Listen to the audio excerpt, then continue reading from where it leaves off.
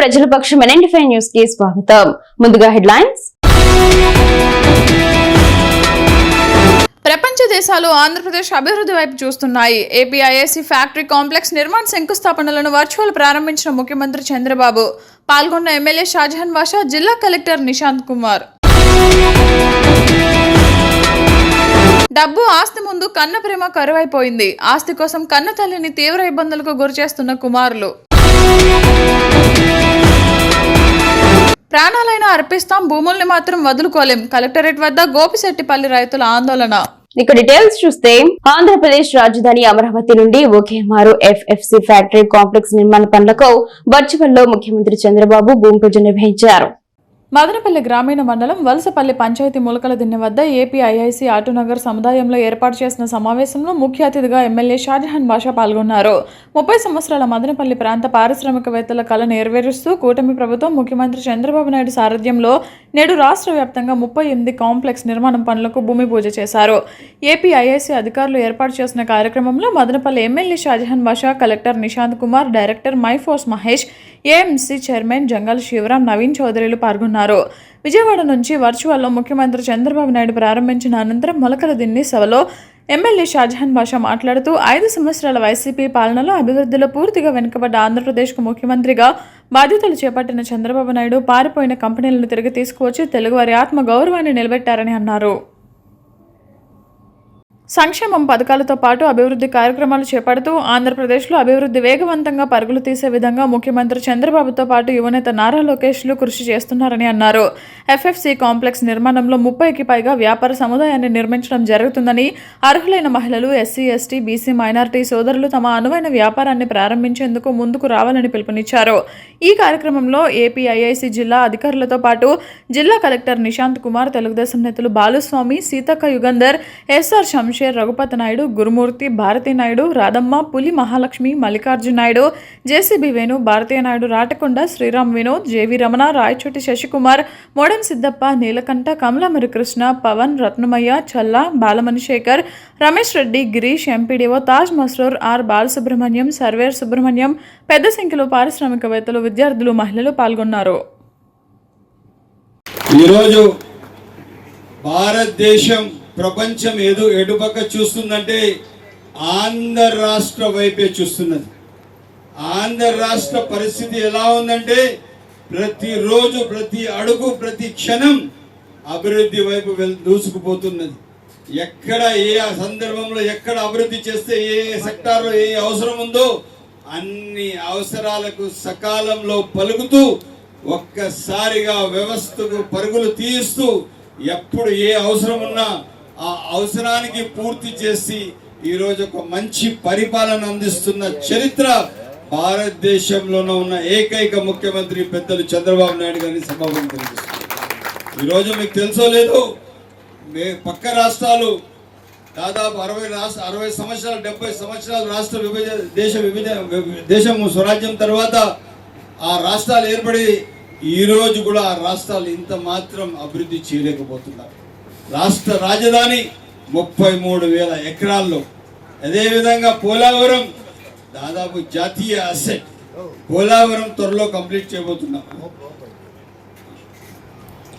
SME చిన్న మధ్యతరాల industries ని promote చేయడానికి ఇలాంటి ఉద్యోగాల్ని, పరిశ్రమల్ని ప్రమోట్ చేసుకోవడానికి, ప్రోత్సహించడానికి ఏమేమి చర్యలు తీసుకుంటున్నారు, మరియు మన రాష్ట్ర ప్రభుత్వం ఏమేమి దీనికి సపోర్ట్, ఆర్థిక సాయం ఏ రూపాల్లో కల్పిస్తూ ఉంది, దీనికి మీ అందరికీ చిన్న ప్యాంప్లెట్స్ ఇవ్వడం జరిగింది. దయచేసి దీన్ని ఎవరైనా పడేసేకుండా ఒక 5 నిమిషాలు మాత్రమే పడతాయి, ఒకసారి దీన్ని జాగ్రత్తగా చదవండి. పవర్ సబ్సిడీ రూపంలో, బ్యాంక్ రుణం మీద కడుతున్న వడ్డీ రూపంలో ఏ విధంగా మీకు రాష్ట్ర ప్రభుత్వం సాయం చేస్తుంది మీకే తెలియాలి. మీకు తెలిసిన వాళ్ళు 10 మందికి చెప్తే కొంతమంది ముందుగా వచ్చి ఇక్కడ పరిశ్రమలు ఏర్పాటు చేస్తారు. దీని ద్వారా ప్రతి ఒక్కరికి ఉపాధి అవకాశాలు లభిస్తాయి. సో ఈ ప్యాంప్లెట్ అందరూ కొద్దిగా జాగ్రత్త చూడండి. డిస్ట్రిక్ట్ GMDAC మాట్లాడినప్పుడు దీని గురించి కొన్ని వివరించారు. దీనిలో అన్ని వివరాలు ఉన్నాయి. ఎంత శాతం సబ్సిడీ, ఎంత రాష్ట్ర మీరు 100 రూపాయలు ఇన్వెస్ట్మెంట్ చేస్తే, పెట్టుబడి పెడితే దీనిలో రాష్ట్ర ప్రభుత్వం ఏ విధంగా 45 రూపాయలు మళ్ళీ మీకు సపోర్ట్ ఇస్తుంది. అది ఒకటి. సెకండ్, మనకి ఇప్పుడు మదనపల్లి పట్టణంలో వివిధ ప్రాంతాల్లో నివాసం ఉంటున్న పలువురు బాధితులు అనారోగ్య కారణాలతో వివిధ ప్రైవేట్ ఆసుపత్రుల్లో చికిత్స పొందిన వారికి ఎమ్మెల్యే షాజహాన్ బాషా ముఖ్యమంత్రి సహాయనిధి చెక్కులను స్వయంగా బాధితుల ఇంటికి వెళ్లి నేడు అందజేశారు. వివిధ ప్రాంతాల్లో నివాసం ఉంటున్న 6 బాధితులకు 3,25,000 రూపాయల చెక్కులను మదనపల్లి ఎమ్మెల్యే షాజహాన్ బాషా స్వయంగా బాధితుల ఇంటికి వెళ్లి అందించారు. ఈ సందర్భంగా ఆయన మీడియాతో మాట్లాడుతూ విపత్కర పరిస్థితులలో అనారోగ్యానికి గురైన నిరుపేదలు అప్పులు చేసి ప్రైవేట్ ఆసుపత్రుల్లో చికిత్స పొందిన బిల్లులను ముఖ్యమంత్రి చంద్రబాబు దృష్టికి తీసుకువెళ్లి బాధితులకు ముఖ్యమంత్రి సహాయనిధి చెక్కులను మంజూరు చేయించి నేడు లబ్ధిదారుల ఇంటికి వెళ్లి ఎమ్మెల్యే షాజహాన్ బాషా స్వయంగా చెక్కులను అందజేశారు. ఈ కార్యక్రమంలో పెద్ద ఎత్తున తెలుగుదేశం పార్టీ శ్రేణులు పాల్గొన్నారు. దాదామారిపల్లి కుర్మలకోట మండలం తమ్మలపల్లి దగ్గర ఇది. సో వీళ్ళు ఆరోగ్య రీత్యా ఖర్చు పెట్టిన డబ్బులు నా దగ్గర తెచ్చి చెక్ ఇచ్చారు. నాకు ఇచ్చిన తర్వాత నేను తక్షణం దాన్ని సీఎంఆర్ఎఫ్ చెక్ శాంక్షన్ చేయించి తమ్మలపల్లి కాన్స్టిట్యూన్సీ ఉన్నందువల్ల నేను అక్కడ వెళ్ళి వాళ్ళ ఇంటికి వెళ్ళకుండా మా ఇక్కడికే పిలిపించి ఇస్తున్నాను. ఎందుకంటే పక్క కాన్స్టిట్యూన్సీ ఇన్వాల్వ్మెంట్ మాది అవసరం లేదని చెప్పి ఆలోచనతో సహాయం చేయాలని చెప్పి ఆలోచిస్తున్నాను.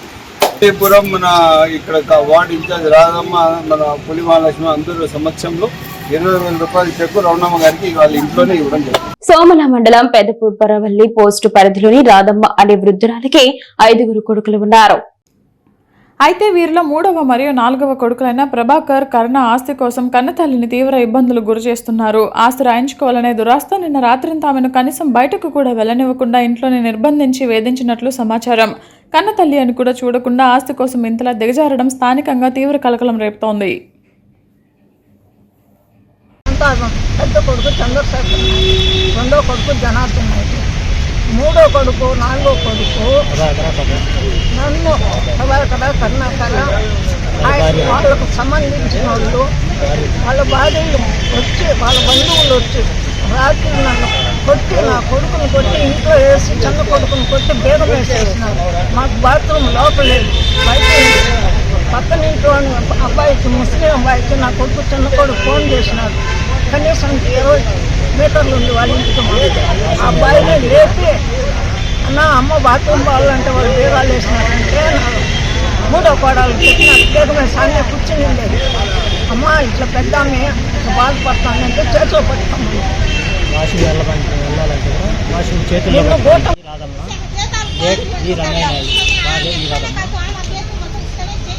నాకు 5 సంతానం.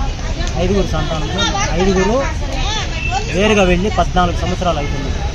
దీనిలో ఈ ప్రభాకర 3 అతను, ఈ కర్ణాకర 4 అతను, వారి భార్యలు, వాళ్ళ కుటుంబ సభ్యులు నా తల్లిని నా ఇంటిలో ఉండగా, అమ్మ సోయాజీ కింద సంపాదించిన ఇంటిలో ఉండగా నైట్లో వచ్చి నిర్బంధించి, కొట్టి, తీగాలేసి, వాష్రూమ్ కూడా వెళ్ళనీయకుండా నిర్బంధించినారు. వేరే వాళ్ళు వచ్చి మాట్లాడినప్పుడు ఆ వాష్రూమ్కి వెళ్ళాలి, తీగాలు తీయండి అంటే కూడా చేతిలో వాష్రూమ్ చేసుకోండి, తీగాలు తీసేలేదు అని చెప్పి నిర్బంధించినారు. దీని పరంగా భూమాతను నమ్ముకుని ఏడాదికి 2-3 పంటలు సాగు చేసుకుని జీవనం సాగిస్తున్నాం. అలాంటి భూములు జోలికొస్తే ప్రాణాలను అర్పిస్తాం తప్ప భూములను వదులుకోలేమంటూ పొంగనూరు మండలం మేలందొడ్డి పంచాయతీ గోపిశెట్టిపల్లి రైతులు ఆందోళన వ్యక్తం చేశారు. సోమవారం జిల్లా కలెక్టరేట్కు చేరుకుని తమ భూముల జోలికి రావద్దంటూ సబ్ కలెక్టర్ చల్లా కళ్యాణికి వినతి పత్రం అందజేశారు. అనంతరం గోపిశెట్టిపల్లి రైతులు, మాజీ డీఎస్పీ వాల్మీకి నాయకులు సుకుమార్ బాబు మాట్లాడుతూ గోపిశెట్టిపల్లి గ్రామంలో సుమారు 135 కుటుంబాల వారు వ్యవసాయాన్ని నమ్ముకుని జీవనం సాగిస్తున్నామన్నారు. ఈ కుటుంబాల వారికి ఒక్కొక్కరికి ఎకరం నుంచి 2 ఎకరాల లోపు వ్యవసాయ పొలం మాత్రమే ఉందన్నారు. కాగా 2023లో అప్పటి ప్రభుత్వం పెప్పర్ మోషన్స్ బస్సుల కంపెనీ ఏర్పాటుకు మా భూములు సేకరించేందుకు ప్రయత్నం చేసిందన్నారు. అయితే తాము అడ్డుకున్నామని, ఈలోపు జనరల్ ఎలక్షన్స్ రావడంతో అది మరుగున పడిపోవడంతో రైతులందరూ సంతోషించామన్నారు. అయితే 2 రోజుల క్రితం రెవెన్యూ అధికారులు భూసేకరణ నిమిత్తం సర్వే చేపట్టడంతో రైతులలో ఆందోళన మొదలైందన్నారు. ఆ వెంటనే కలెక్టర్, సబ్ కలెక్టర్ని కలిసి తమకు జీవనాధారమైన భూములను తీసుకోవద్దని, తమను వీధి పాలు చేయొద్దంటూ విన్నవించడం జరిగిందన్నారు. కంపెనీలు రావడాన్ని స్వాగతిస్తున్నామని, అయితే రైతులు పంట పండించే పచ్చని పంట పొలాల్లో కాకుండా పక్కనే ఉన్న 100 ఎకరాల బీడు భూముల్లో ఆ కంపెనీలు ఏర్పాటు చేయాలని విన్నవించారు. ఈ కార్యక్రమంలో రైతులు శంకరప్ప, చిన్నప్పయ్య, మునియప్ప, వెంకటరమణ, ఆనంద్, వీరేంద్ర, భాస్కర్, లక్ష్మీదేవి, శంకరమ్మ, అలివేలమ్మ, శ్రీనివాసులు, సంజీవ్ తదితరులు పాల్గొన్నారు. మిరపైతేనేమి, కొత్తిమీర అయితే పండించుకొని దాని మీదే బతుకుతున్నారు. వాళ్ళకి ఎటువంటి ఇది లేకుండా పెప్పర్ కంపెనీకి 200 ఎకరాలు దారాదత్తం చేసింది గత ప్రభుత్వము. దానిని అమెండ్మెంట్ చేసి ఈ 150 ఎకరాలు చేసి కంపెనీ పెట్టండి. ఆ పక్క 400 ఎకరాల బీడు భూమి ఉంది, ఆ భూమిని ఇవ్వండి, పంటను పొలాలను ఎందుకు ఇస్తారని మా గోపిశెట్టి పిల్లలు గత దినము ఎంఆర్ఓ గారికి ఇచ్చాము. ఇప్పుడు శాంతియుతంగా కలెక్టర్ గారికి మా విషయం తెలిపాము. సార్ స్పందించి గవర్నమెంట్కి పంపుతామని చెప్పారు. కాబట్టి మీరు కూడా మాకు సహాయ సహకారాలు చేసి ఈ 150 మంది ప్రాణాలను కాపాడాలని మీరంతా మాకు హెల్ప్ చేయాలని విలేకరులందరూ కోరుచున్నాము. గోపిశెట్టి పల్లి తీవ్ర సమస్య. 150 మంది కేవలం దాని మీదే బతుకుతున్నారు. కనీసం 70 బోర్లు వేసుకున్నారు. ఆ బోర్ల మీదే బతుకుతున్నారు. ఒక్కొరికి 1 ఎకరా 1.5 ఎకరా అన్నదమ్ములకంతా ఉండేది. కాబట్టి ఈ అంశాన్ని తీవ్రంగా తీసుకొని మీరు మాకు ఎంకరేజ్ చేస్తారని కోరుకుంటున్నాం. గోపిశెట్టిపల్లి విలేజ్ మాకి గత ప్రభుత్వం ఇప్పుడు కూడా మేము అర్జీలు ఇచ్చినాము. బస్సు కంపెనీకి మా భూములు పోతాండి అనేసి. మాకు అక్కడ ఉండేది 150 ఎకరాలు ఉంది. ఆ 150 ఎకరాల్లో కూడా మేము 122 కుటుంబాలు ఉన్నాము.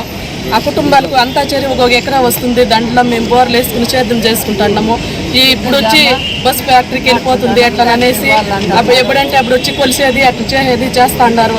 దయచేసి మా భూములు మాకు కావాలనేసి ముందు మన సార్ గారు కూడా మాకు హెల్ప్ చేసినారు.